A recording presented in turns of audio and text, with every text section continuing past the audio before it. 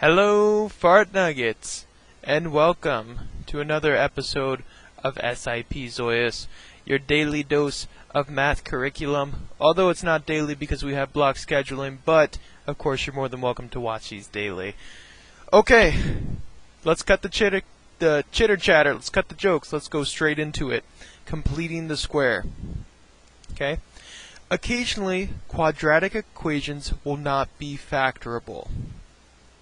I know. A lot of you, you're mad. You're probably throwing something right now. I lied to you. Right?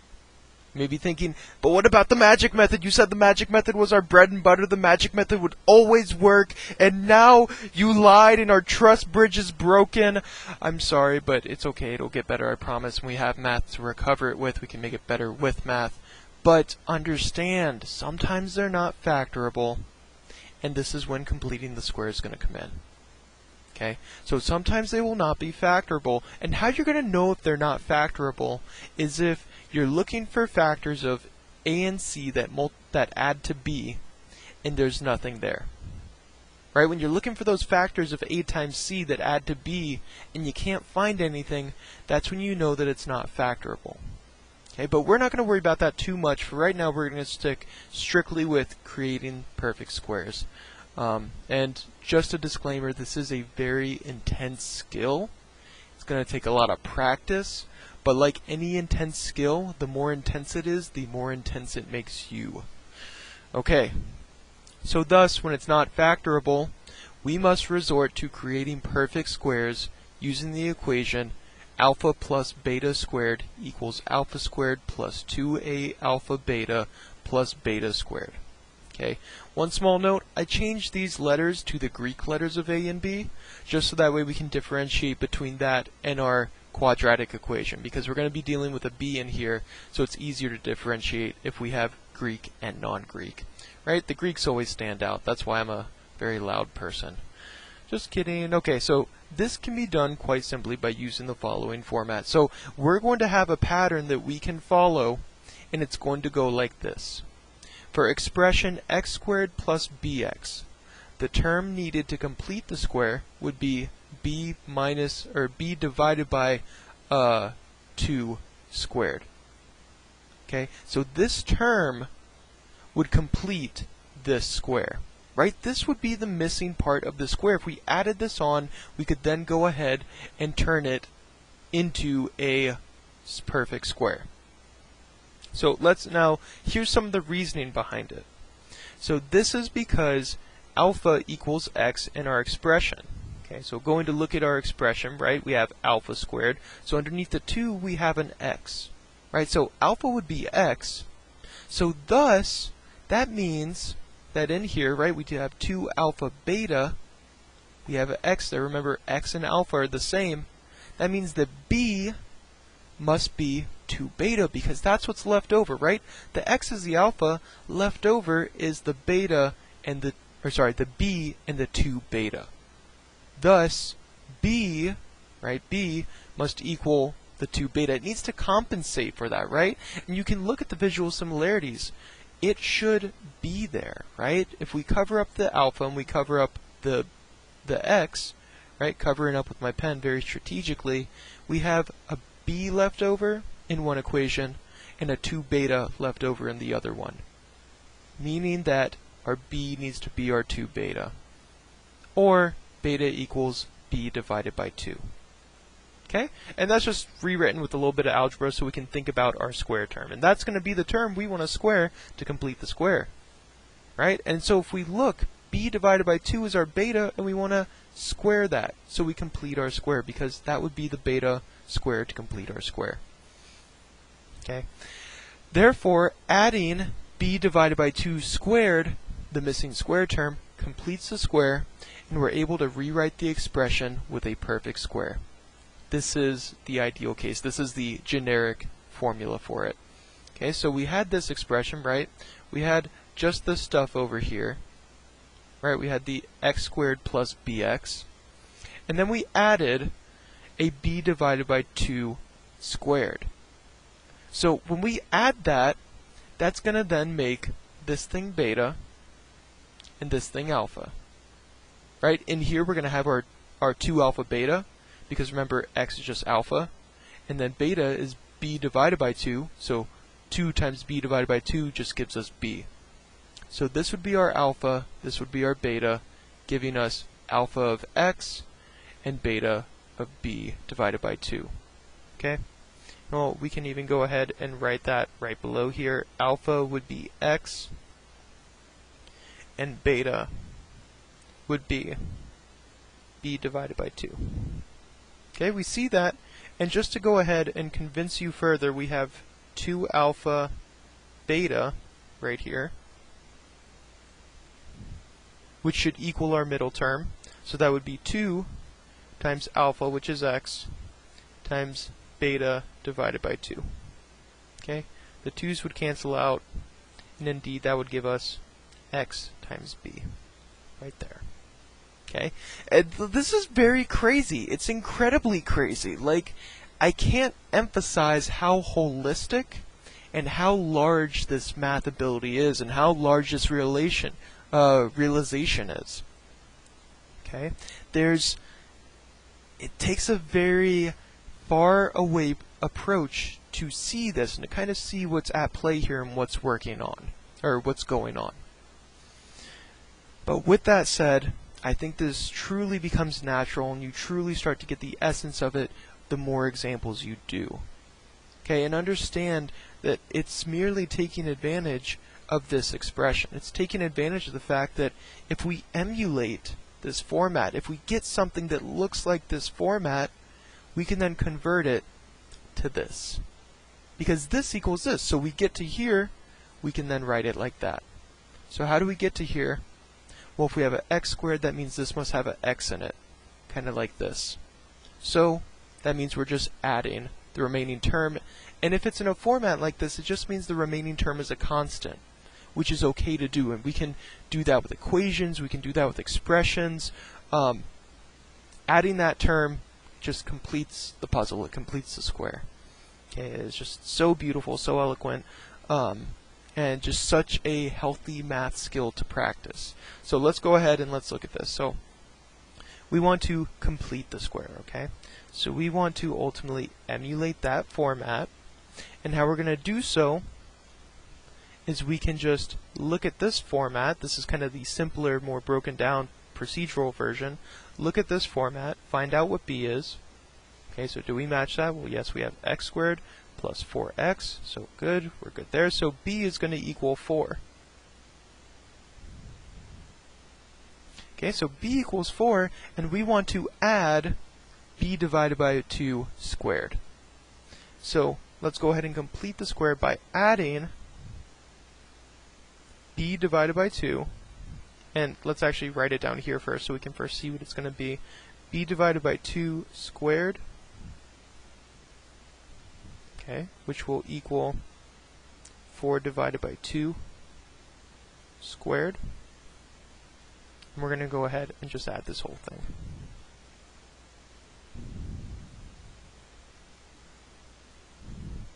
Very crazy, right?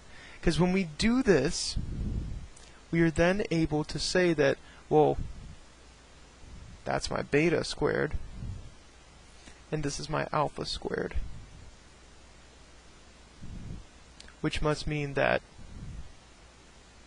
I'm going to have x plus 4 divided by 2 squared. Just like that.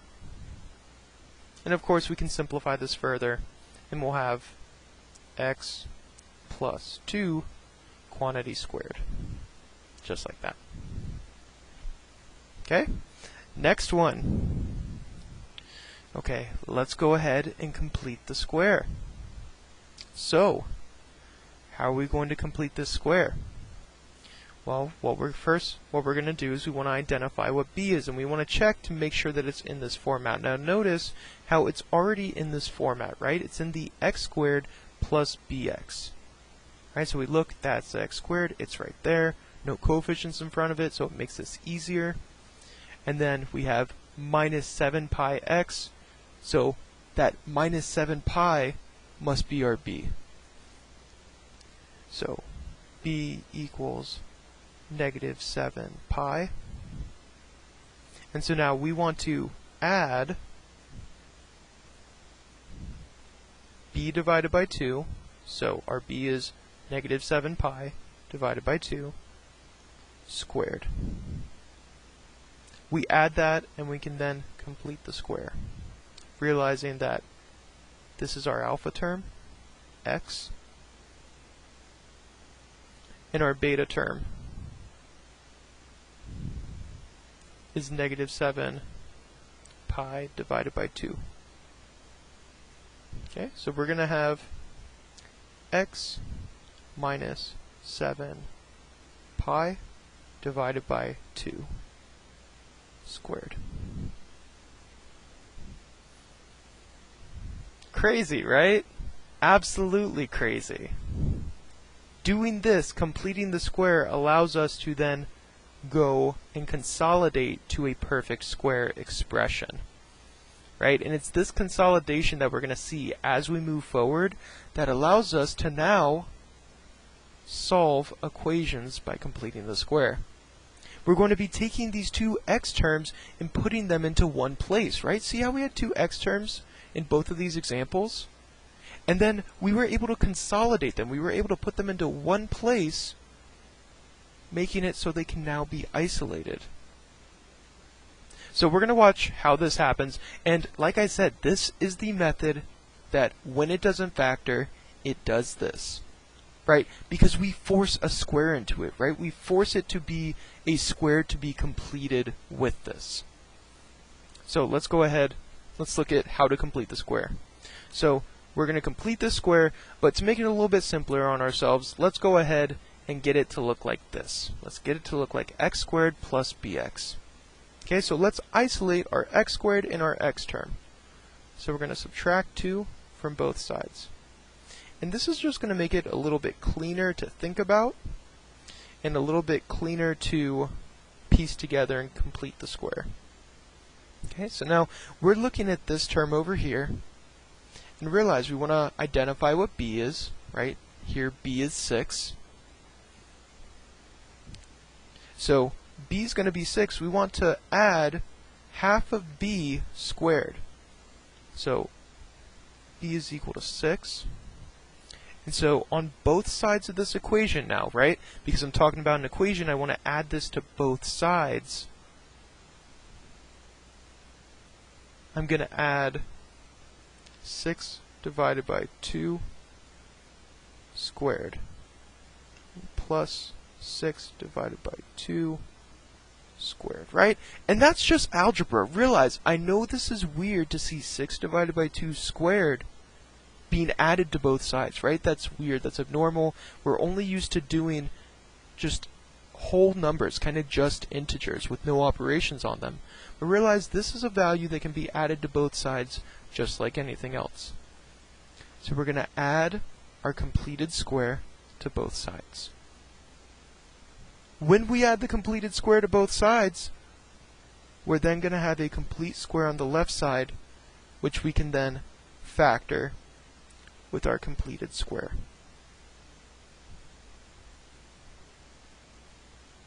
And so we can just write negative 2 plus 6 divided by 2 quantity squared. Now, you can go ahead and calculate this, and that's all fine and dandy. There's nothing wrong with that. But I kind of like leaving it like that. I like leaving the computation for the end. And it also enforces the idea of it, right? You get used to the process of it. You don't even think about what is here.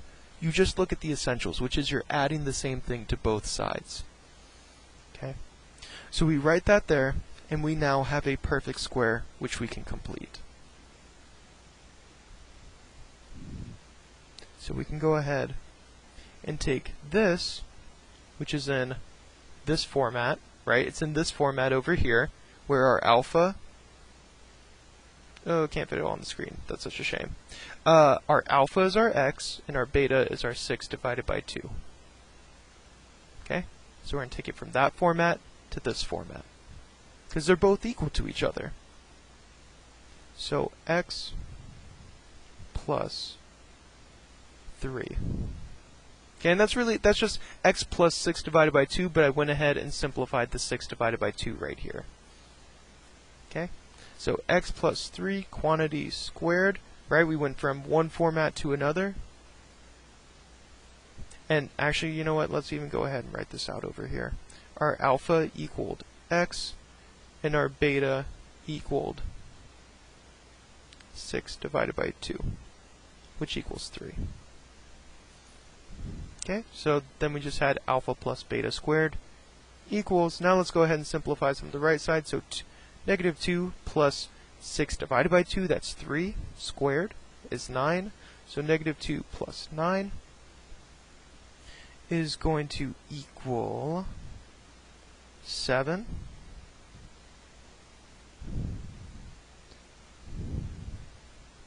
Okay, and realize, so we just completed the square. That's our new math ability that we just did. But look at where this takes us to, right? This takes us to a square expression that's equal to something. A square expression which we can take the square root of and solve for x. Right? These old abilities, these abilities we've been cultivating the whole time, they circle back around and we use them after we complete the square. And that's the magic of it. Completing the square, it forces the square. Because it's so forceful, because it's so intrusive, we're able to force this to happen just so we can solve it. Okay, but understand that we may get some weird answers coming out of here, some radicals. That's okay. That's absolutely okay. And if anything, this is what we would expect since we are forcing the square. Right, we're completing that square. Okay, so let's go ahead. Take the square root of both sides without forgetting our plus or minus. So we're going to have the square root of 7 is equal to x plus 3. And then we can go ahead and subtract 3 from both sides. Bringing us right over here. Just barely ran out of room. Dang it. Equals negative 3 plus or minus the square root of 7. And that's what x equals. Okay, next one.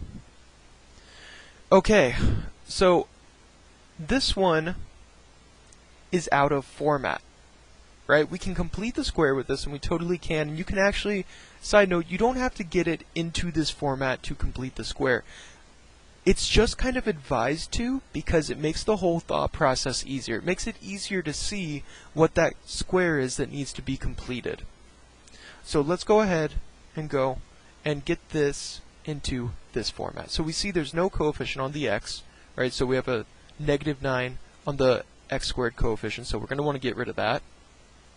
And we also have a minus 3 over here, right? Kind of like over here, so we're also going to want to clear that out. So I'm going to start by clearing out the minus 3. So adding 3 to both sides. So negative 9x squared plus 18x equals 3. And now I'm going to go ahead and clear out my coefficient right here. Right? Because if I look up at this, I don't want a coefficient in front of x because it just makes the whole thing easier to think about. Makes it easier to complete that square. And this isn't the bad kind of easy, this is the good kind of easy, right? This is the working smart, not hard kind of easy. So we're going to divide both sides by negative 9. Now remember, when we do this, right, we don't divide just this by negative 9. Division is something that happens entirely on both sides. And technically, anytime we do any operation, it's to the entire sides of the equation. It's just that with addition and subtraction, since it has a commutative property, it's easy to put it where we want it and where we don't want it. But realize multiplication and division don't have that same kind of property, so it has to divide and multiply everything. So, negative 9 divided by 9 is going to give us x squared, and 18 divided by negative 9 is going to be negative 2. Oh, my bad, I forgot the x right there.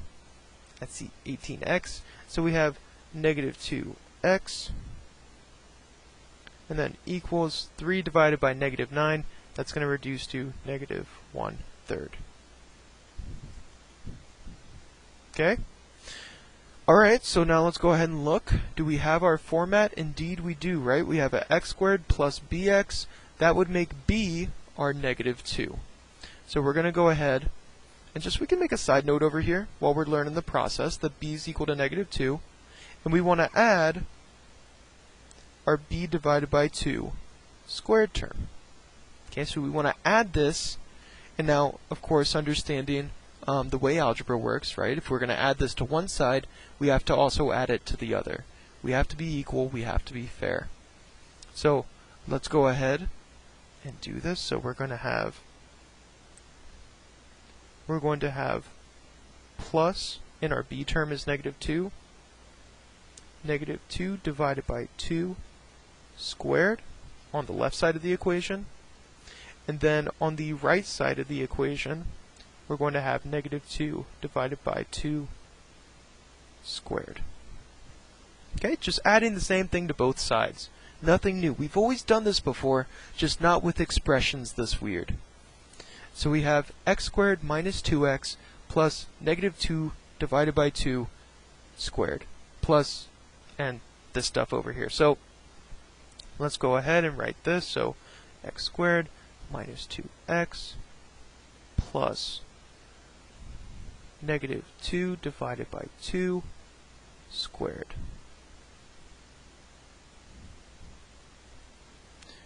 equals negative 1/3 plus negative 2 divided by 2 quantity squared. Now you can simplify this. You totally can simplify it. I'm just choosing not to. This is my preference that I prefer to do. Right? You can go on and you don't have to do this. You can simplify it earlier. Okay, so if you prefer that, if this is just too weird for you, that's okay. Alright? So we've added the remaining square part to both sides. We've completed the perfect square. And so now we're going to recognize that our alpha is equal to x, and our beta is equal to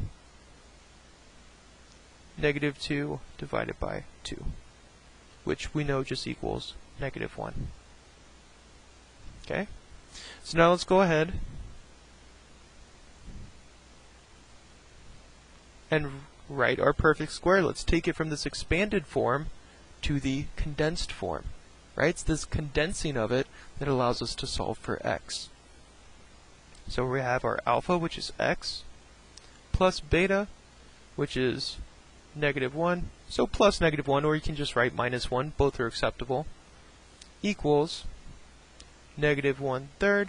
And doing a little bit of simplification to this, this is going to be negative 2 divided by 2, which is negative 1 squared, plus 1, so plus 1. Negative 1/3 plus 1 will equal 2/3. And so x minus 1 squared equals 2/3. Okay? So now, of course, we're going to go about and we're going to solve this just like we would any other equation. So we're going to take the square root of both sides. Both the top and bottom of this fraction. We don't do it just to the top. Remember, we do it to everything. We take the square root of both sides, adding our plus and minus right there. And then we're going to have, and I'm going to continue down here,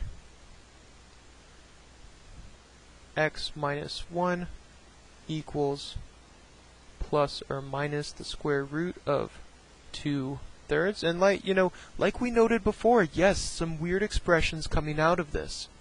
But is it okay? Is it acceptable? Absolutely. What matters most? The methods. Okay, so we're gonna now finally put the tombstone on this thing, finish it off, and we're gonna have x equals 1 plus or minus the square root of 2/3. Okay, I'm going to extend that root all the way down just so it really shows that everything is under the root. And that right there is my solution. Okay.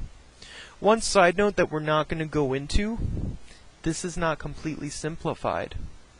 Right? We technically have a root which is on the bottom. This would be the root the square root of 2 divided by the square root of 3, that's technically not simplified. Okay? So understand I'm boxing my answer in now, but later we will simplify that. But just for now, we're working just on this skill. Okay?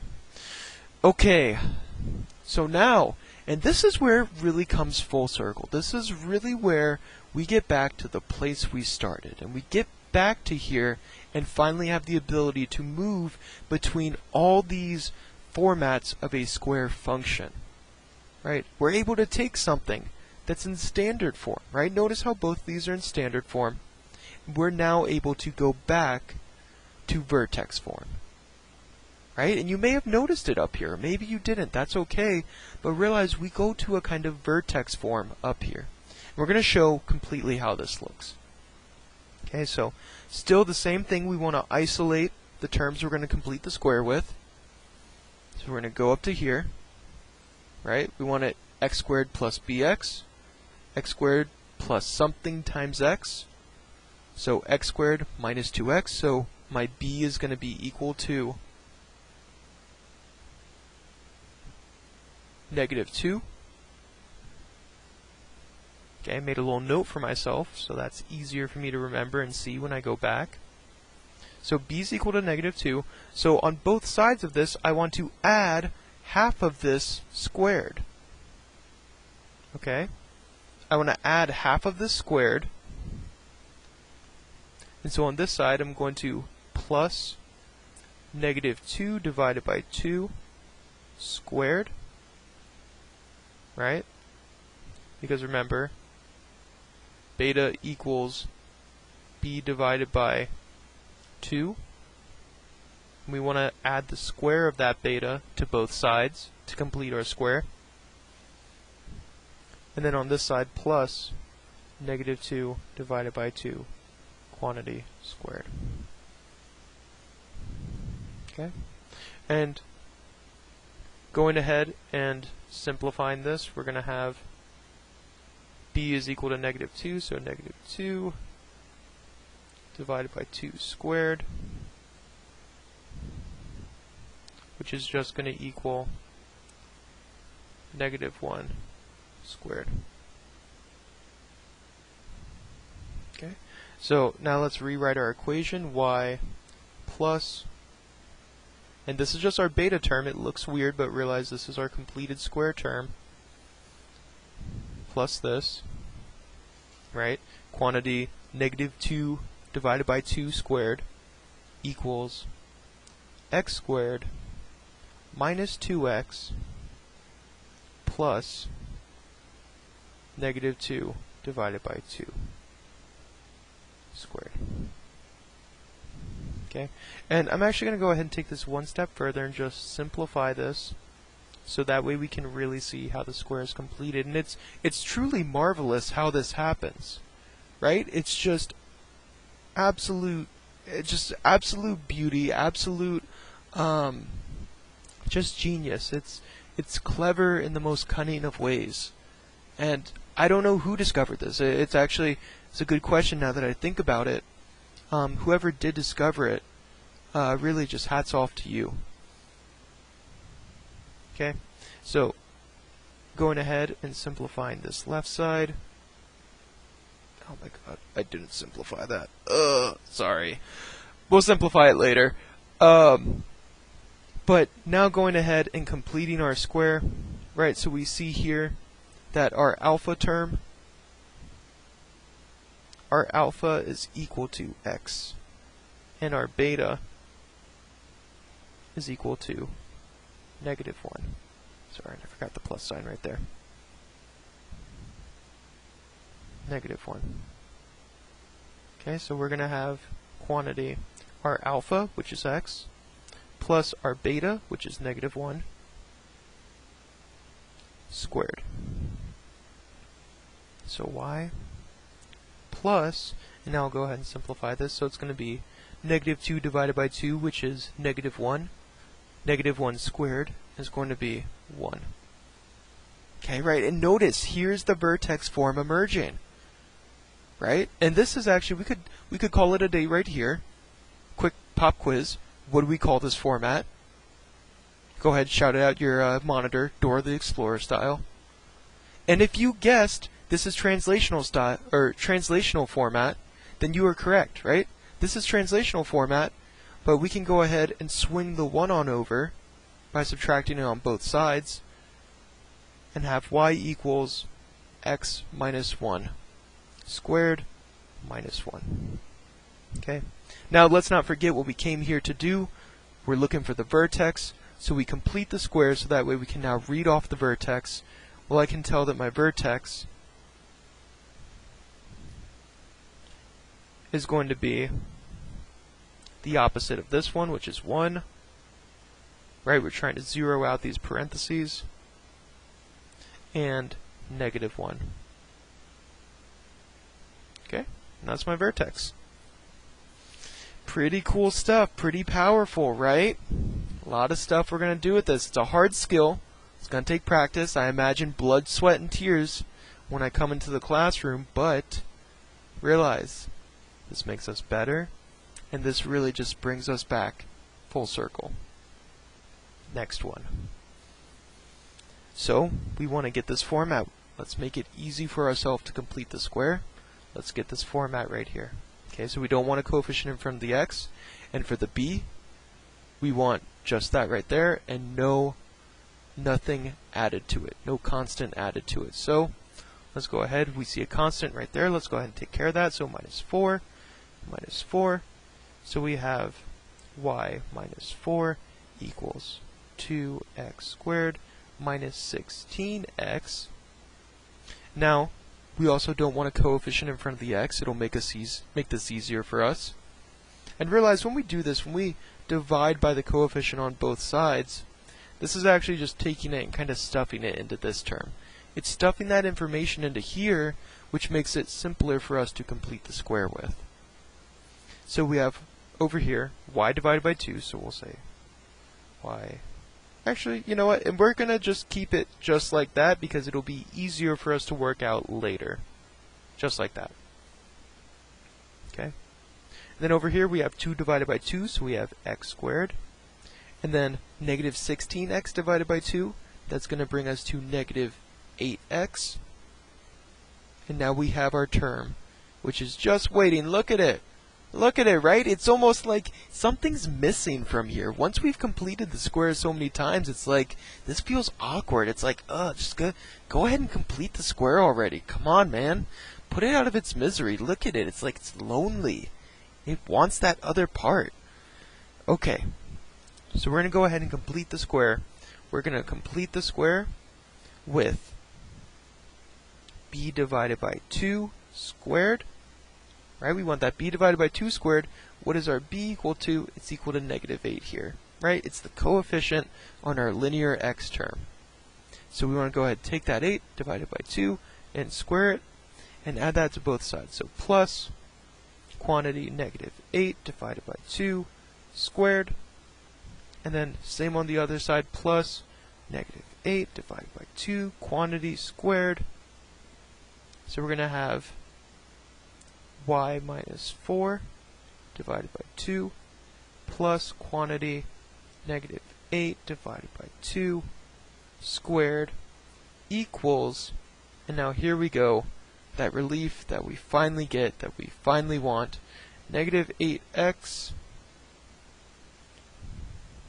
plus, and simplifying this, negative 8 divided by 2, we're going to have negative 4 squared. Okay, and it's actually quite easy to see now, right? This term doubled is going to make up for the remaining parts that we need here to have this kind of format. Right? It's going to make up for it. Okay, so now that we have that, we can realize that our alpha is equal to x, our beta is equal to negative 4, and with that we're going to see that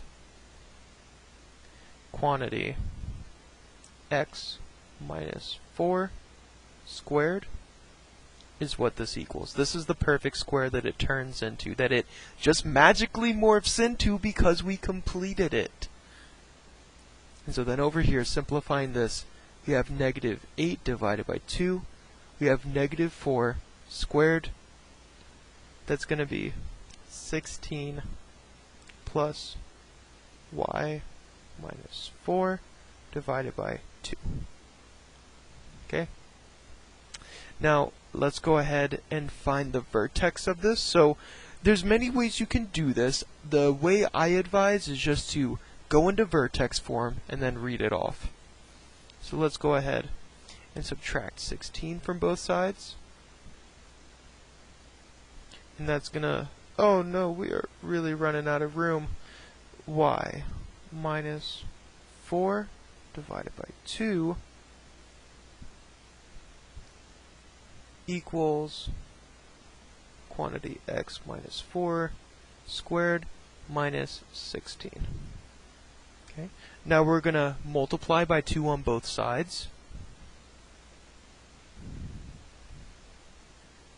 And we're multiplying by 2 on both sides. Why?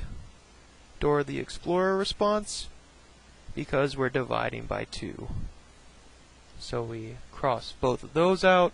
And now we're going to see that we're left with y y minus 4 equals, and then 2 multiplying to both of these. So we're going to have 2 quantity x minus 4 squared, and then negative 16 times 2 is negative 32. Ooh, that is getting tiny. And so finally, oh gosh, where am I going to write this? We can go ahead and we can just add 4 to both sides, our final step in here. And I'm just going to go ahead, don't have enough room to show this, so I'm just going to do it in my head. Adding 4 to both sides gets rid of this 4, plus 4 over here. And so that's going to leave us with negative 32 plus 4, which brings us down to negative 28. Or I guess technically up because it's a negative. So we have negative 28 over there. 2x minus 4 quantity squared y equals 4. Holy moly, to be honest, I kind of doubted myself. I didn't think I was going to be able to do it. In my head, I was running through all the possibilities of what we could do there to get this, to find out the answer, to finish this problem. But we did it. To all those who didn't believe out there, suck it. And we now have our equation in vertex form. Now the real challenge, right? The math wasn't the hard part. Reading this is the real part. That's the hard part. So we now want to go ahead and write our vertex of this. Realize it's just vertex form. Our multiplier right here is 2. And so our multiplier, is that going to affect the vertex, right? Think about it. Does it affect the vertex? No, it doesn't, right? That vertex is the central point. It's the 0, 0 point. Doesn't matter how much you multiply it, it's not going to change. And that makes sense because no matter how much we multiply this by, zeroing this out is still zeroing it out. Doesn't matter what we multiply it by. So we're going to have a 4 here because we have negative 4 right there. So 4 minus 4, that'll zero that out. So x would be 4. So our vertex right over here is going to be 4, comma, negative 28. And remember, in its vertex form, we just want to take the number right out there, and that is exactly equal to our y value. Okay? Woo! Beautiful. Quick and easy.